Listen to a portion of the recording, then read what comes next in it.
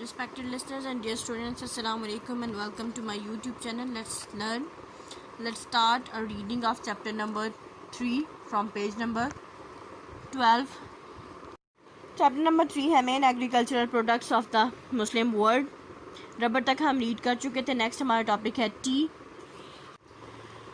T originally a bush from China. चाय असल में चाइना से ताल्लुक़ रखने वाली एक झाड़ी है.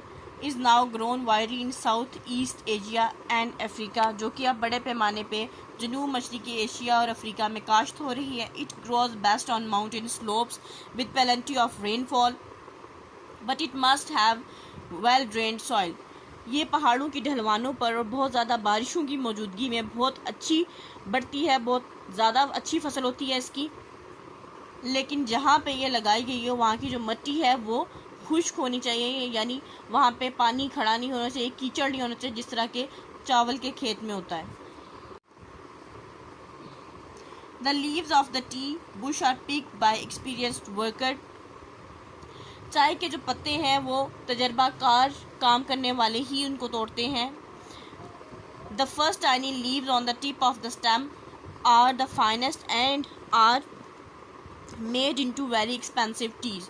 जो पहले छोटे पत्ते होते हैं तने पे, वो बहुत उम्दा और महंगी चाय बनाने के लिए इस्तेमाल होते हैं.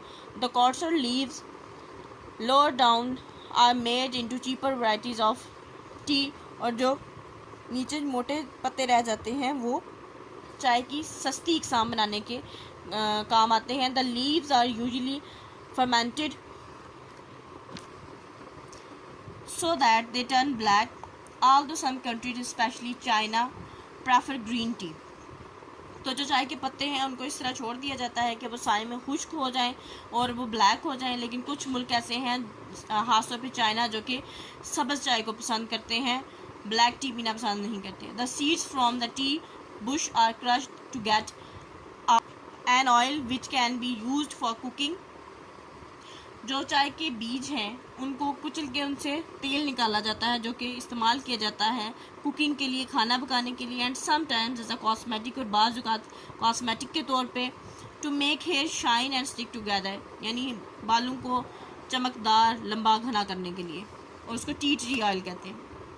Muslim countries produce about 15% of the world's output of tea. जो मुस्लिम ममालिक हैं, मुसलमान ममालिक हैं, वो दुनिया की चाय का 15% पैदा करते हैं. These being mainly Bangladesh, Indonesia, Iran and Turkey. इनमें सर फहरिस्त बांग्लादेश, इंडोनेशिया, ईरान और तुर्की है. Coffee, this is one of the most valuable agricultural product. ये कीमती ज़रूरी मसनूआत में से एक है. It was discovered in Somalia, Ethiopia area. ये सोमालिया और इथोपिया के इलाकों में दरियाफ्त हुई थी. इट इज़ सैड, ये कहा जाता है, बाय शेफर्ड्स, भेड़ बकरियां चराने वाले जो लोग होते हैं, who wondered they why their sheep were so lively after eating the leave and seeds of what we now call the coffee tree. यानी वो हैरान थे कि जब उन्होंने देखा कि उनकी भेड़ों ने वो पौधा जिसको अब हम कॉफ़ी कहते हैं उसके बीज और पत्ते खाए, तो वो बहुत ज़्यादा एक्टिव और बहुत ज़्यादा चुस्त नज़र आ रही थी. It was said to have been first used by man who had to observe long hours of prayer at night and as it kept them awake. ये कहा जाता है कि पहली दफ़ा ये उन लोगों ने इस्तेमाल की थी जो कि रात में ज़्यादा देर तक इबादत करते रहे और जागे रहे. इसने इनको कॉफ़ी ने हेल्प की कि वो जागे रहे और रात देर तक इबादत करते रहे. Coffee is made by roasting the coffee seeds and grinding them for brewing. Coffee के जो बीज है उनको पहले रोस्ट किया जाता है, यानी इनको पहले भूना जाता है, फिर उसके बाद उनको ग्राइंड किया जाता है, फिर उसके बाद उन्हें छाना जाता है, पकाया जाता है, बॉयल किया जाता है. इस प्रोसेस के बाद कॉफ़ी तैयार होती है. It is also processed into instant coffee. यही प्रोसेस इंस्टेंट कॉफ़ी में भी होता है. That does not need to be brewed, लेकिन उसको उबाल के छानना नहीं जाता. Indonesia is main producer of coffee in Islamic world. Muslim दुनिया में इंडोनेशिया मरकज़ी प्रोड्यूसर है जो कॉफ़ी को पैदा कर रहा है, काफ़ी ग्रो कर रहा है. Although the a considerable amount in is grown in Yemen, Ethiopia and Ivory Coast. लेकिन एक अच्छी खासी मिकदार में यमन में, एथोपिया में और आइवरी कोस्ट अफ्रीकन ममालिक हैं, वहाँ पे भी कॉफ़ी की पैदावार हो रही है। Muslim countries grow about 15% of the world's total supply of coffee. जो मुस्लिम ममालिक हैं वो दुनिया में जो कॉफ़ी सप्लाई है उसका 15% जो सा है वो मुस्लिम वर्ल्ड ग्रो करते हैं, प्रोड्यूस करते हैं। 15% पैदावार मुस्लिम दुनिया में होती है। नेक्स्ट टॉपिक है cocoa. When Columbus found a new world of America, the cocoa plant also known as cacao. जब कोलंबस ने अमेरिका की एक नई दुनिया दरियाफ्त की, उसी टाइम पे ये कोको प्लांट भी दरियाफ्त हुआ, जिसको काकाओ के नाम से भी जाना जाता है। वाज डिस्कवर इन मैक्सिको, ये मैक्सिको में डिस्कवर हुआ, मैक्सिको में दरियाफ्त हुआ, मिला।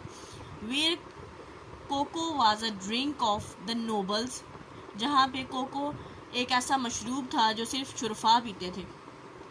It became a very popular drink in Europe in the 17th century. ये 17वीं सदी में यूरोप में बहुत मकबूल हुआ। Chocolate as a sweet as we know is today was not invented until 1847। Chocolate जो कि अब एक मीठे के तौर पे जानी जाती है, मीठे के तौर पे खाई जाती है, वो 1847 तक इन्वेंट नहीं हुई थी, ईजाद नहीं की गई थी, बनाई नहीं गई थी। Now almost all cocoa is grown in the West Africa and South East Asia. और अब ज़्यादातर, बल्कि तमाम ही जो ज़्यादातर जो सा है वो कोको प्लांट है वो ग्रो किया जाता है, वो उगाया जाता है अफ्रीका में और जनूब मशरक़ी एशिया में। It is use as a drink, ये एक मशरूब के तौर पे इस्तेमाल किया जाता है, but more specially for making sweets and chocolates. लेकिन ख़ास तौर पे मीठी चीज़ें और मिठाइयाँ और चॉकलेट्स वगैरह बनाने में इस्तेमाल होता है। A kind of fat cocoa butter, और इसमें फ़ैट की जो एग्जांपल है वो कोको बटर है, यानी कोको बटर भी बनाया जाता है। Which is pressed out of the bean during manufacture, जो कि इसको मैन्युफैक्चर को बनाने के अमल के दौरान जो इसके बीज होते हैं उनको क्रश करके उसमें से बनाया जाता है। Is use in some cosmetics and medicine, और ये कुछ हद तक कॉस्मेटिक में और अद्वियात में भी इस्तेमाल किया जाता है। Indonesia and Malaysia produce about 18% of the world's cocoa supply. Malaysia और इंडोनेशिया दुनिया की तकरीबन 18% जो सा है, दुनिया की जो कोको सप्लाई है उसका 18% जो सी है पैदावार वो मलेशिया और इंडोनेशिया में होती है। Wheat is the most important food crop for the world specially in temperate lands. गंदम दुनिया की सबसे अहम तरीन खाई जाने वाली फसल है, जो कि ख़ास तौर पे जो वो लैंड जिनमें टेम्परेट लैंड्स हैं, जिनमें टेम्परेचर माइल्ड होता है, दरमियाना होता है। It is grown all countries outside, ये तमाम ममालिक में काश्त की जाती है आउटसाइड द ट्रॉपिक्स के इर्द गिर्द। Most countries have to import huge quantities of wheat, ज़्यादातर मुल्कों को बड़े पैमाने पर गंदम को इम्पोर्ट करना पड़ता है, यानी दूसरे मुल्कों से अपने मुल्क की ज़रूरियात को पूरा करने के लिए ख़रीदना पड़ता है। But Pakistan and Turkey are among the very few nations that can grow enough to feed the whole of their population। लेकिन पाकिस्तान और तुर्की उन चंद ममालिक में से, उन चंद अक़वाम में से हैं जो कि अपनी आबादी के खाने के लिए काफ़ी मिकदार में गंदम उगा लेते हैं। And will have some left to export, और जो बाकी रह जाती है उसको एक्सपोर्ट कर देते हैं, यानी दूसरे मुल्कों को बेचते हैं। दीज कंट्रीज़, ये ममालिक, however find it difficult to compete with the nation such as USA। इन ममालिक के लिए मुश्किल है USA जैसे ममालिक के साथ मुकाबला करना। Which has fields measuring many hundred of hectares and gigantic machines for planting and harvesting, जिनके पास हज़ारों एकड़ ज़मीन है, बायोहैकल मशीनें हैं जो कि गंदम लगाने के लिए और गंदम काटने के लिए इस्तेमाल की जाती हैं। The Muslim world produces nearly 17% of the world's wheat, यानी मुस्लिम दुनिया में दुनिया की गंदम में का 17% मुस्लिम दुनिया में पैदा किया जाता है। Rice is a tropical equivalent of wheat and the amount grown is also about the same as wheat। जो चावल है उनकी अहमियत बिल्कुल उतनी ही है जितनी कि गंदम की है, और गंदम की मिकदार के बराबर ही तकरीबन चावल भी उगाए जाते हैं।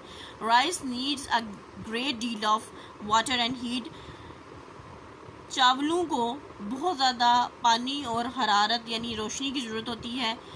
China and India are easily and largest growers of rice, China और इंडिया दुनिया में सबसे बड़े चावल उगाने वाले ममालिक हैं। Producing about 2/3 of world supply, यानी दुनिया सा है जो सप्लाई है चावलों की वो यहाँ पे प्रोड्यूस होती है, यहाँ पे उगती है, पैदा होती है।